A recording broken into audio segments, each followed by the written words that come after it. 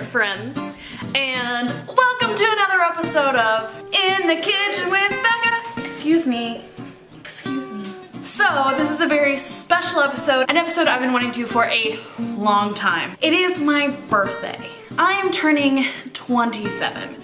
To me, that feels so old, but I know it's not old. Okay, I get it. I feel very old. So, I treated myself this year. And I bought this book. It is Christina Tosi's All About Cake. I also bought her other cookbook and another cookbook and then one more cookbook. So like, I really treated myself this year, but like, I deserve it. I wanted to do a cake-off. That's right, a cake-off. Between Christina Tosi's famous Milk Bar birthday cake and what I could do using her recipe, making my own birthday cake. So I'm really excited about this because, secret time here, I don't really like cake. I don't know why, I've always been more of a cookie person. Even as a kid, I would have cookie cakes, which is a giant cookie covered in frosting. And it's amazing. But yeah, I've just never really been a cake person, so I've never really made that many cakes. So I really have been wanting to order something from Milk Bar, but had absolutely no excuse to do so. So now I'm creating my own excuse. So the cake is coming tomorrow, so I'm gonna start baking the cake today. Like I said, using the recipes from this book, All About Cake. I did have to buy a few things like clear vanilla icing, acetate. I'm gonna try my best. I'm going to be exact to do it by the book to see if I can make a Christina Tosi Milk Bar approved birthday cake, my birthday. If you want a step-by-step of this recipe, go get All About Cake. What I'm going to go over with you today are the techniques I learned from going through this recipe. You don't want your cake to stick to your pans, so use two things. One, parchment paper, and two, Baker's Joy. This is a combination of sprayable oil and flour. So you spray your sheets before, add your parchment paper, spray again, and you should be all set. Clear vanilla extract is everything you remember from your childhood birthday cakes. It has a creamsicle-like taste that is really good, and also this expandable cake ring really comes in clutch, so I'm not having to buy a lot of cake forms. And now for the good part.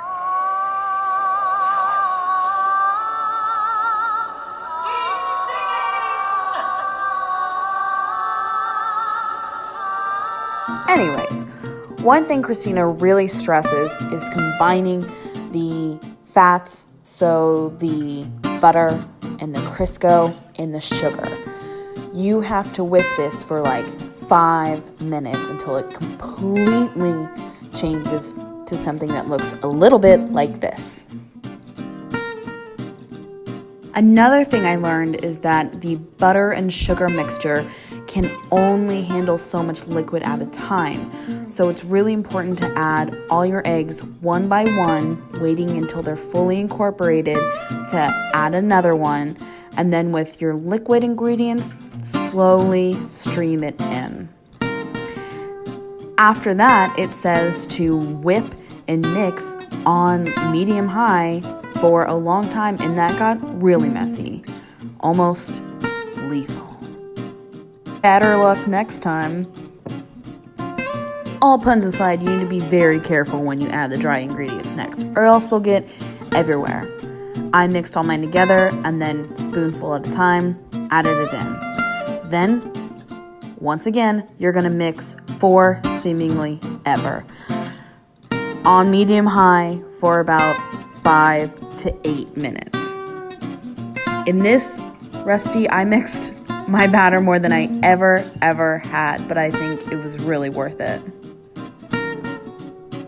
While the cakes were baking, I made my crunchers. Now these are a distinctive signature of a Milk Bar cake, and they were awesome. It's basically all of the dry ingredients from the cake mixture, and you stream in vanilla and oil bake it, and dude, enjoy. They're so good. The final step was the frosting, and I'll admit I was a little tentative. Butter, Crisco, cream cheese, vanilla, syrup. I was a little weary, but it really did taste delicious. Now, it's assembly time. You're gonna need your cake mold and your cakes. Turn out your cakes onto your surface. You can loosen with a knife.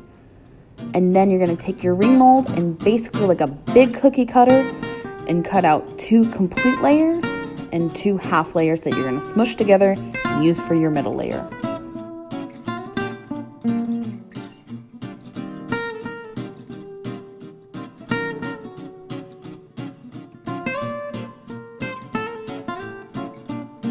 Then you're gonna line the cake ring with clear acetate paper. I had to get this on Amazon, but it was pretty cheap. So you just measure it and stick it around. Then you're going to, try to add your first cake layer, but then give up and then realize you're just going to put it on top and build from there. Now it's time for layering. This recipe calls for using a soak, and this is just whole milk and that clear vanilla in a squeezy bottle. And each layer just gonna soak your cake to make sure it stays moist. Then you lay down a healthy dose of icing, which I spread with a small offset spatula, my favorite kitchen utensil. Top with the crunchers, and then you're gonna repeat. Cake, soak, icing, crunchers, cake. Once you get to the top, put a pretty and thick layer of icing and the prettiest crunchers you can find and pile them right in the middle.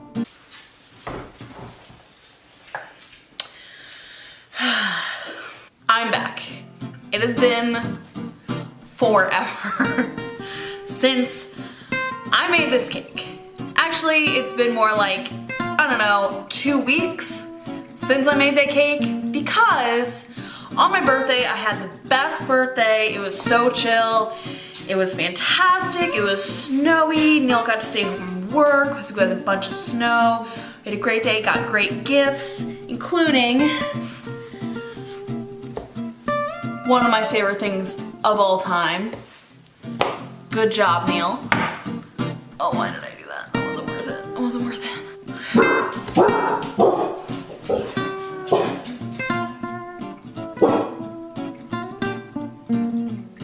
But I also woke up the day after my birthday and got strep throat. Yes, I did. Oh God, here comes the UPS man.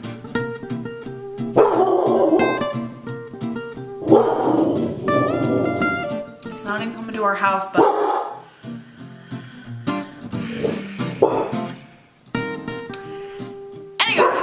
Jesus Christ, can't stop. Anyways, so on the day of my birthday, I didn't really feel like filming the final thing. Also, I didn't really feel like birthday cake. I kind of got addicted to the crunchy things that we made. They're basically like super crunchy sugar cookies, and they're freaking delicious. So honestly, I just had wine and those crunchers, and I was like, I'm gonna film all this stuff tomorrow, the day after my birthday. I don't feel like doing this on my birthday. So I woke up on the day after my birthday and my tonsils had exploded. Couldn't really eat. I got a fever, couldn't talk, got to the doctors, got on antibiotics. It took forever to get better.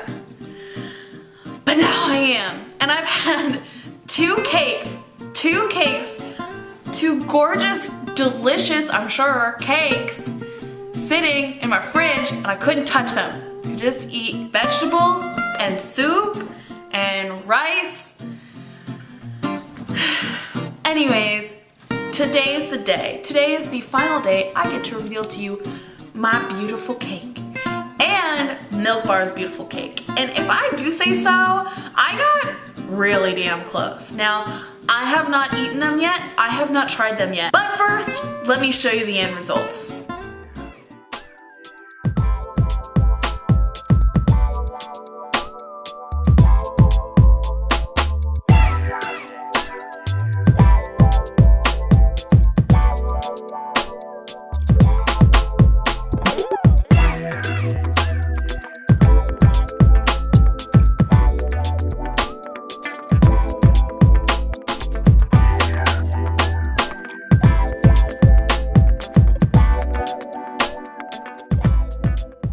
So yeah, I think I got pretty close. This is mine, and this is Milk Bar's.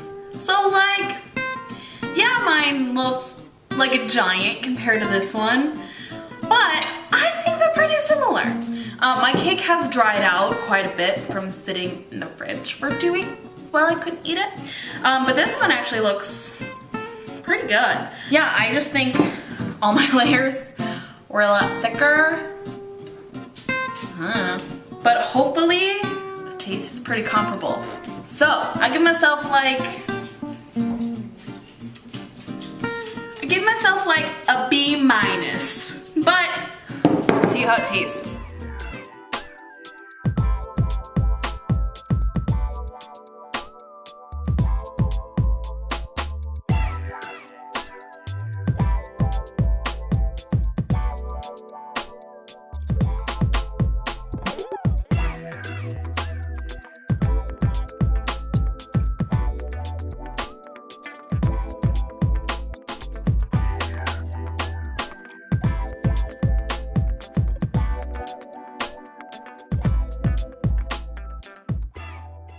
Dude, I like mine better. It's the one I'm still eating. I'm really surprised I said that. So let me walk you through the differences. So with the Milk Bar cake and my cake, they are pretty different. My layers were thicker and they did dry out. Not completely, but more. This cake was so incredibly moist. And the actual sponge itself was pretty good. The thing though was that I couldn't taste really the sponge itself because the icing was almost a completely cream cheese icing, which was weird because in the book and in my cake, yes, there is cream cheese in there, but it's matched by other sugars, so it gives a little bit of a tang, but you can't really taste it. This is like the icing on a red velvet cake. Not saying that I don't love cream cheese icing. An odd choice for this birthday cake. So this really just tastes like moist sponge and sweet cream cheese, which is fine. I'm looking for a birthday cake. Yes, while this is a bit more dry, tastes like what you want.